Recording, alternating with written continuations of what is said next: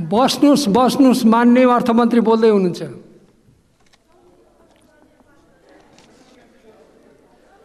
सम्मान्य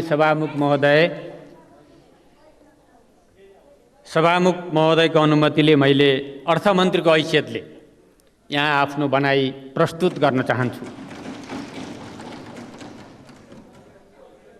संसद विघटन भयो, एकपटक होइन दुई पटक। लोकतन्त्रको बहाली भयो र संसद सुचारू गर्ने प्रक्रिया अगाडि बढ्यो र यो क्रममा पनि धेरै उतार चढावहरू हामीले भोग्यौँ।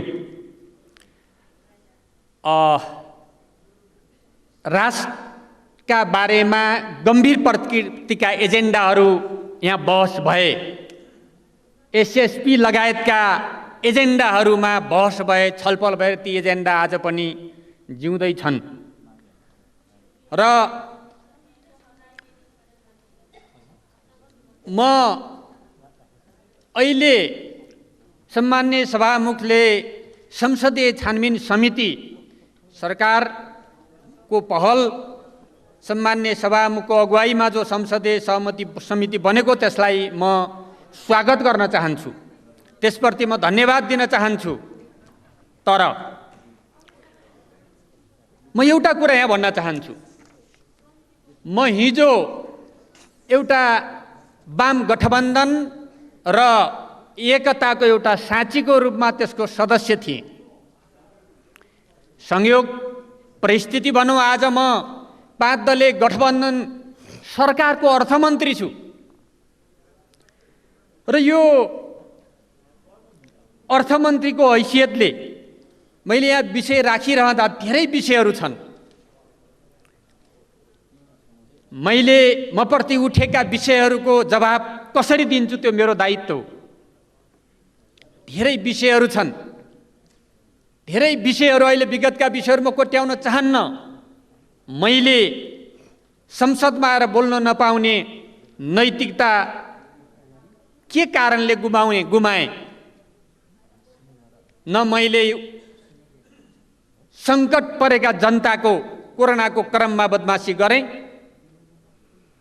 न मैले करको दर हेरफेर गर्नु पूर्व कुनै व्यापारीलाई सामान भित्राउने अनुमति दिएँ, सूचना दिएँ, न मैले बच्चाको दुधको रेट बढाएर चकलेटहरूको रेट घटाएँ। के कारणले म अनैतिक भएँ? आज यो प्रश्न यहाँ उठिरहेको छ। फेरि पनि जे देखियो अहिले एउटा पूर्वाग्रहको पराकाष्ठा। सहमतिमा छानबिन समिति बन्यो।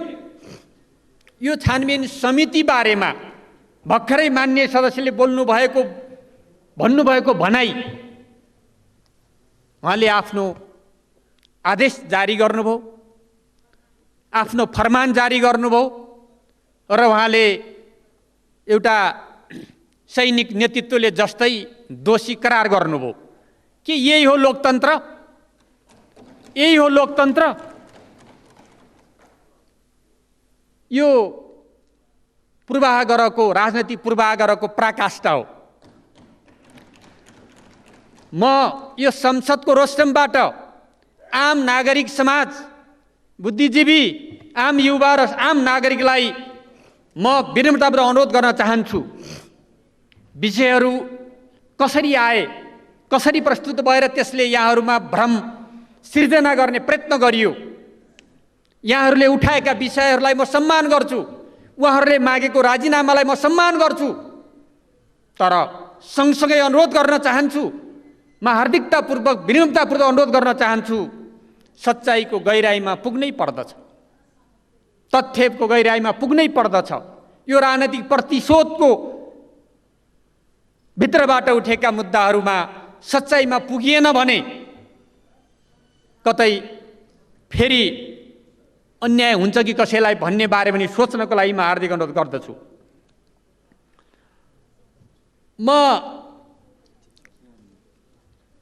धेरै घटनाहरू छन्, मैले त्यो घटनातिर जान चाहन्न। कुनै बेला उपयुक्त समयमा तमाम घटनाहरूको तथ्यहरूको विगतका तथ्यहरूको कुरा प्रस्तुत गरौँला। आज म मेरो विषयमा भन्न चाहन्छु, छानबिन जो समिति बनेको छ त्यसले छानबिन गरोस्।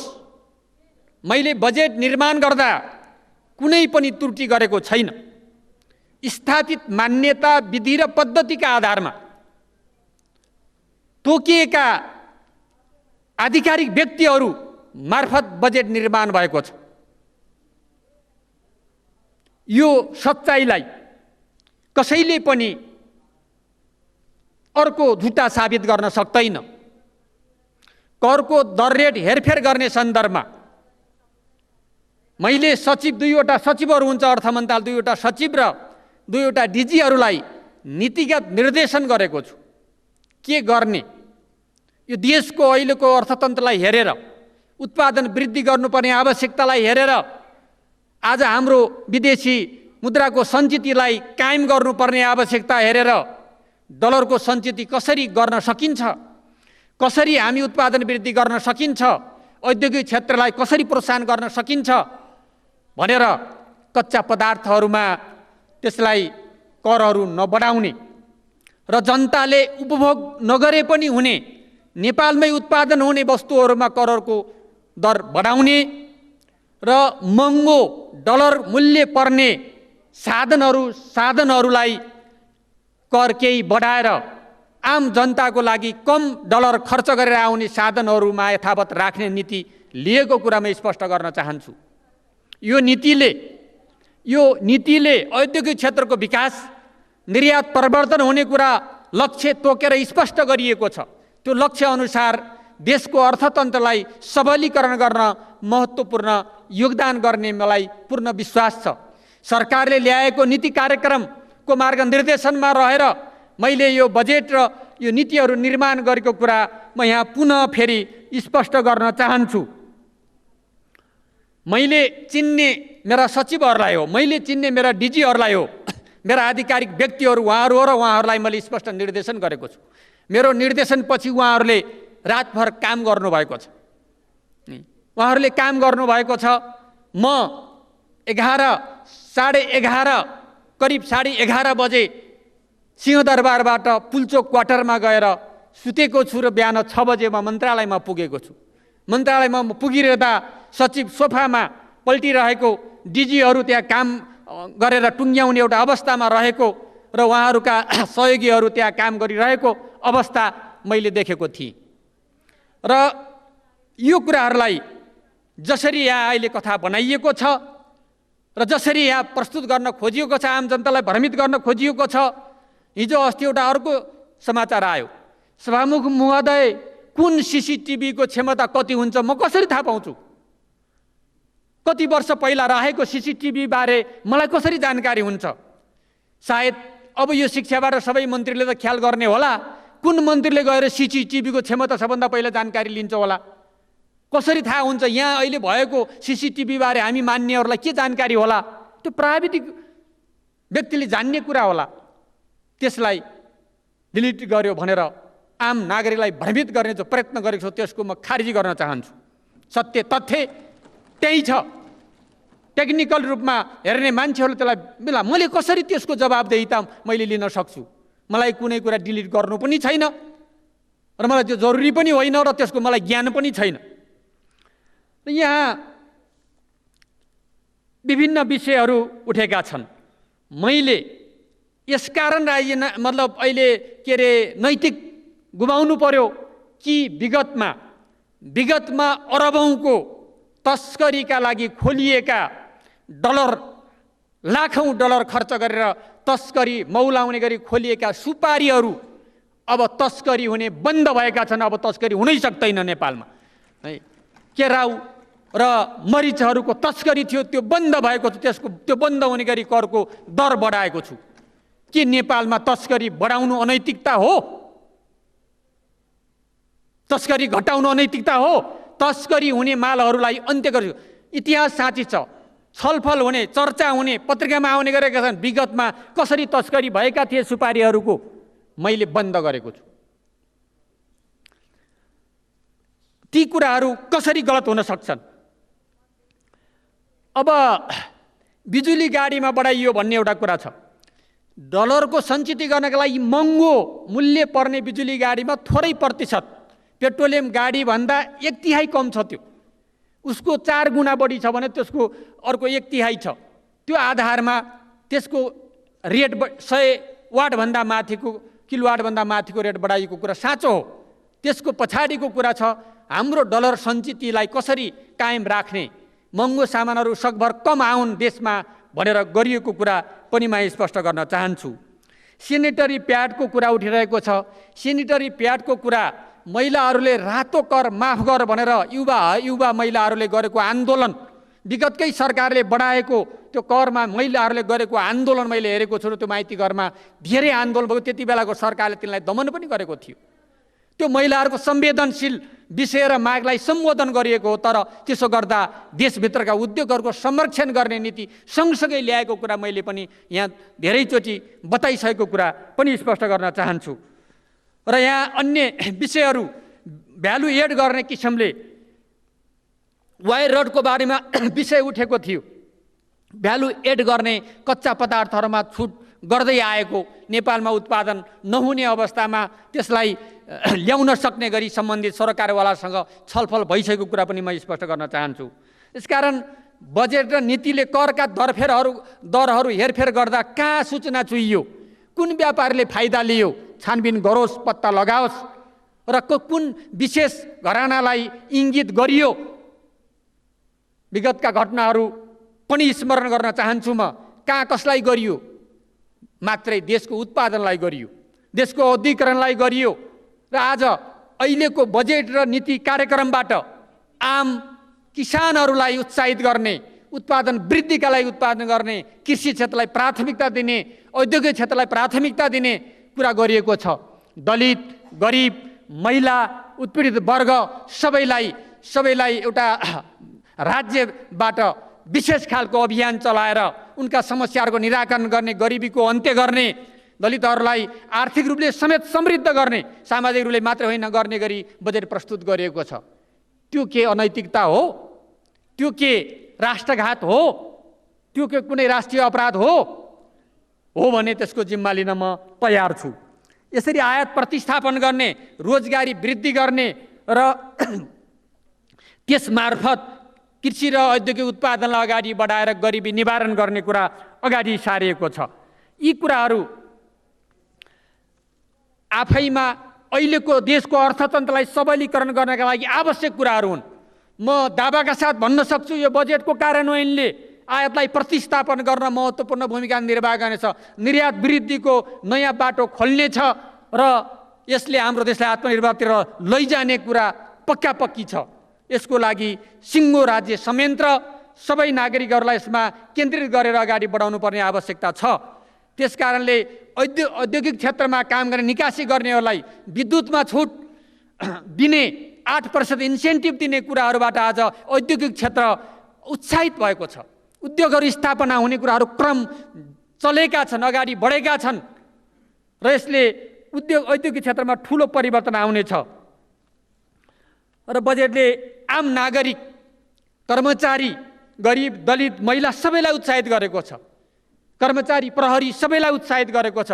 के सबैलाई उत्साहित गर्ने खालको बजेट ल्याउन पाइँदैन? के सबैलाई सम्बोधन गर्ने खालको बजेट ल्याउन पाइँदैन? पाइन्छ भने यो सरकारले त्यही गरेको हो। सरकारको नीति कार्यक्रम र अहिले बजेटले गरेको कुरा त्यही छ। त्यसकारणले त्यो कुरा म स्पष्ट गर्न चाहन्छु। म धेरै लामो कुरा राख्न चाहन्न। म एउटा राजनैतिक व्यक्ति हुँ।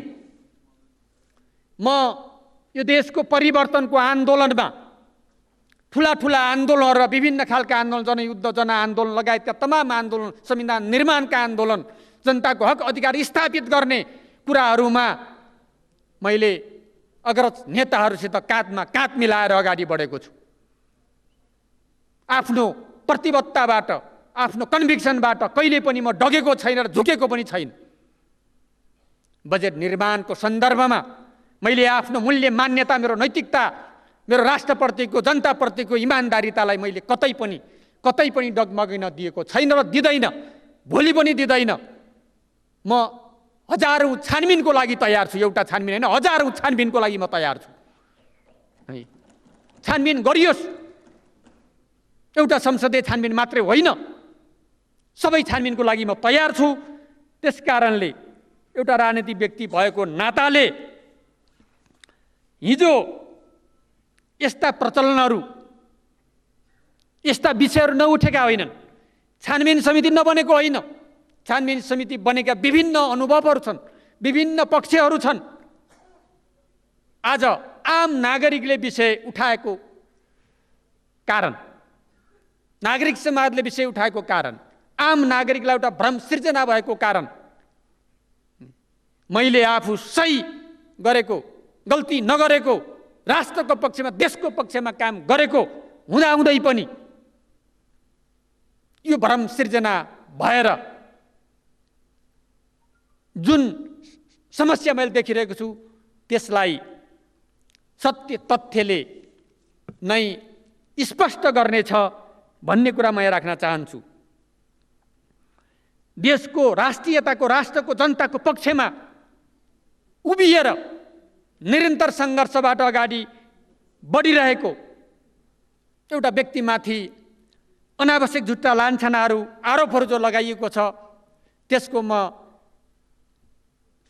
आफ्नो तर्फबाट त्यसलाई अस्वीकार गर्दछु, खारेज गर्दछु। छानबिन समितिले गर्ने काममा मेरो पूर्ण सहयोग हुनेछ, मेरो पूर्ण सहयोग हुनेछ। छानबिन समितिलाई म सहयोग गर्नेछु र यस्ता छानबिन समितिहरूभन्दा विगतमा मन्त्री कायम भएरै छानबिन भएका पनि तथ्यहरू छन् सम्माननीय सभामुख महोदय, तर म त्यो चाहँदैन। म छानबिन समिति बनाउने कुरा आज मात्रै आएर भयो। यो छानबिन समिति बनाउने कुरा मेरो कुरा थिएन, मैले व्यक्तिगत रूपमा गर्न सक्ने कुरा थिएन। आज सरकार र सम्माननीय सभामुखज्यूको पहलमा जो समिति भएको छ यसलाई मैले स्वागत गर्छु, धन्यवाद दिन्छु र यो छानबिनका लागि मैले मार्ग प्रशस्त गर्दै आफ्नो पदबाट राजीनामा दिएको घोषणा पनि गर्दछु। छानबिनले ल्याएको तथ्य सत्यका अगाडि म उपस्थित भएर फेरि म आफ्ना विषयवस्तुहरूलाई, आफ्नो अभियानलाई, आफ्नो कामलाई अगाडि बढाउने, देश र जनताको पक्षमा लाग्ने र प्रतिबद्धता पनि गर्न चाहन्छु। म धन्यवाद दिन चाहन्छु मेरो राजीनामा माग्ने नागरिक समाजलाई, युवा पङ्क्तिलाई। मैले गल्ती गरेको छैन, तपाईँहरूको आवाजलाई सम्मान गरेर मैले राजीनामा दिएको छु। तथ्यमा गइदिनु होला। धन्यवाद, नमस्कार।